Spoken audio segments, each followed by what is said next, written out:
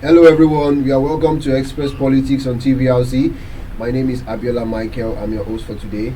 And we have a guest speaker in our midst today who is the lead analyst on TVLC, Dr. Akintunde Somi Vincent. You're welcome to the show, sir. Thank you. Good to have you. Same here. Now, we are going to be discussing today the state of the nation, poverty, unemployment, and poor governance in Nigeria.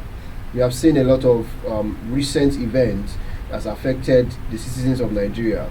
A lot of citizens of Nigeria in poverty, abject poverty, struggling with unemployment, and also we have a poor structure when it comes to governance. So, Doctor, I would like to ask you, what are the main factors that contribute to poverty, unemployment, and poor governance in Nigeria? Well, it's so nice to be here today. Yes. Now, I'll just, let's dive in straight to the question. Yes. If you agree with me that to every good, if you have a lovely car, but when you don't have a good driver, then the car amounts to nothing. Yes. So the number one factor is poor leadership. Poor leadership. Poor leadership. When you have, even if you have a beautiful country, you have everything therein. You have all the raw materials. You have, another analogy. You have all it takes to build a house, but you don't have the person. You don't have an expert who have enough knowledge on how to raise a structure. Then the raw materials amount to nothing. So when you have a beautiful country, a blessed country, but you don't have a good manager, then it will amount to nothing. So what we are experiencing in Nigeria is what I call leadership crisis, leadership problem. Over time, we've seen successive presidents who have, done little or nothing to the development of this country. So that's part of what is really keeping this country behind, putting it behind the radar. Just imagine a country that owns crude oil. A country that cannot refine its own crude oil. In some country, like we have countries around the globe that does not even have all these resources, but they are not lacking in any area. Yes. In any way. Yeah. I agree. So one of the problems is leadership crisis. Okay. And most of the leaders, there's what we call the political will. Even when they know the solutions to our problems, the will is not there. Because we operate what I call kakistomaniac kind of system of government. When you say from the word kakistomaniac, some group of people who have mastered the game over time on how to loot the economy of this country, on how to they've mastered the game. It is always the politics of interest. They are there because of their own personal interest. There's what we call the popular say in Nigeria, the national cake. They want to come and take their own part of the cake. So that's kind of the government of the government of few. I wouldn't even call them elite, because when you say they are elite, you are saying they are intellectuals, that they are intelligent. But these people, they are not elite. They are more or less like some set of people who have seen politics as a business, and they have to make profit at all costs, and at whose detriment. Even if it's at detriment of them, they don't care. They don't care about themselves. They just care about their so leadership problem, and take it down. And again, for example, this issue of carrot and sticks. They know how to during the election. They know they've weaponized poverty to a length where even if they want to campaign or they want to canvass for election, they want to canvass to be elected into public offices, they will do all manner of things to make sure they return back to the fore. They return back to the office. Was it not in this country we had that a politician was campaigning using Gary to campaign to the people, Gary and Kulikuli, and people gathered together because over time they've mastered it, they've weaponized poverty, and the people, like I said, they seem not to have any choice than to dance to the tunes of this. What you are mentioning, people having no choice. I think they have a say. If we are to remove the leadership role, the leadership problem, do we have any other major factor? attaining the individual level? Of course, we do. That is what we call. That's where political consciousness comes in. Okay. That we must be conscious of the fact that nobody has monopoly of Nigeria. Nigeria belongs to everybody. But if you are not conscious of that fact, they will make you believe they own the country, and you will do rankadidi to them. They will toss your head. They will toss the head of every citizen here and there, and in the long run, they still have their ways.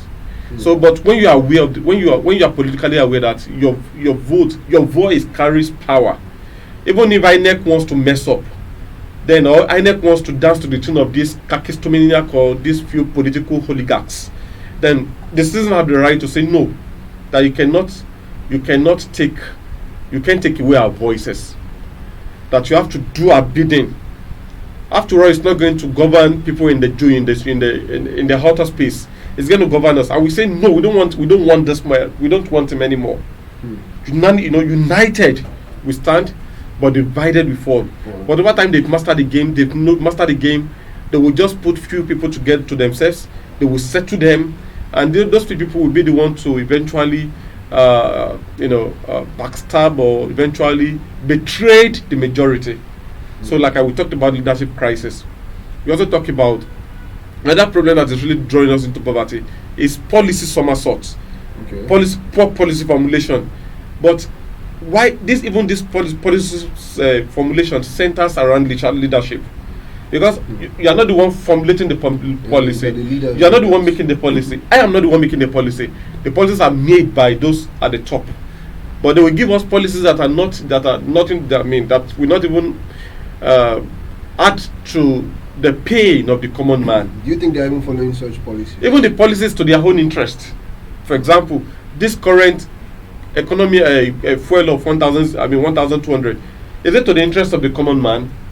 Of course. It's to the interest of those who are at the top. Even what's it called, the FX. What is wrong if we are exchanging dollars for $1 for a naira, $1 for $1, or let's say max $100 to $100 naira to $1. What is bad? But take a look at our country, 1,600. Even this morning, saying it's moving towards 1,700 to $1. To $1. Sorry. So must we continue like that? So, like I said, terrible formulation is what is drawing this country into poverty. I talked about leadership problem. Yes. I talked about poor policy formulation, and again poor followers. Okay. Followers who think they are educated, but we have in this part of the world now, we have what we call the educated illiterate. Because they fail to be part of the political process, and in the long run, one imbecile, sorry to use that word, or one idiot will come from nowhere, will vie for a position, and the idiot will eventually become the leader, and then all of us, even the elite, will be bound to that person who does not even knows his right from his left. So, poor followers. Why should you want to change the destiny of this country for just a peanut? During the election, they will tell you that they should come and give them this. They will give you peanut for. So these are what contribute to. You are saying it's ignorance from the side of the individuals, right, from the followers. And ignorance, no, it's not an excuse. Ignorance of the law is not an excuse. All right, thank you, doctor. So now, let's discuss the consequences. Now, let's look at this a long term. If we fail to address this thing as soon as possible, what are the possible consequences this will have on individuals and also the nation at large? I mean, poverty, unemployment, and poor governance. When you talk about poverty, one of the imminent consequences is that it's going to put us, it's going to really paint us, not in good character among the League Committee of Nations. Most of the time, when they talk about the poverty, when you want to talk about the poverty index in the world, you talk about Nigeria, you talk about Afghanistan. Yes. When are we going to become the giant that we are presumed to be? The giant of Africa. I usually call that. And when you talk about unemployment, unemployment is also one of those now that's really, plunging us into poverty. When you have graduates and they are doing nothing, all of them are just busy. Now the rate at which people are begging for money on the street now is becoming so alarming. At every corner, somebody's always saying, "Please, can you give me something to? I want to buy something to eat." Very alarming. So alarming. I agree with you. And when you look at what is it called, poor governance, You said you want to govern the country and you keep on overwhelming the central. Instead of reducing the ministers, you are increasing the ministers, so that money would go around among the elite, at the detriment of those are the common man. So it has a whole gross ripple effect. If they are not taken care of, coming out of this quagmire will be very difficult. All right, thank you, Doctor. So now, lastly, before we round up on this show today, I would like you to discuss possible solutions to reduce the rate of poverty, unemployment, and poor governance. You know, we can't just wake up one day and just have everything go down. If we are going to reduce poverty, we have to reduce the rate. We have to get our political system right. We have to reduce. I mean, when you look at the cost of governance, it's too high. It's so high. We have to reduce the cost of governance, and we have to have the right person at the helm of affairs. You can't have somebody who does not know his right from left being the president of this country. I think somebody to work. It won't work. Because what in this country we had about the Senate president, I say you can go and protest too. We'll be in our house, we'll be hitting. Yes, he says so. Passionless set of people who does not even have passion for the country. So apart from, I just talked about cost of governance. Yes. I talked about the right leader, and again, we also have to have the followers must be aware, politically aware of the situation, because when you are not politically aware, they will still come back again to come and serve you kulikuli and carry again, and you will take it for 4 years.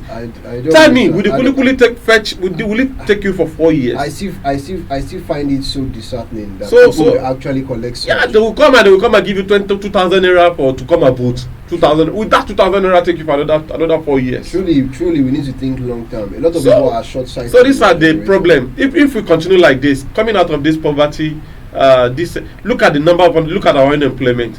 We have countries that are thinking on how to create job. We are not even creating job. Not creating job for the people. We keep current NYC. They have stream A, stream B, stream C, all manner of streams in a year. Yes. Over 30,000, 40,000, 50,000 graduates, year in, year out. So the street is because it's so overwhelmed with graduates, moving around with folders. And even those that are working, the government is saying that no, they are stifling the SMSC. They are not encouraging. Where is the light for them to work?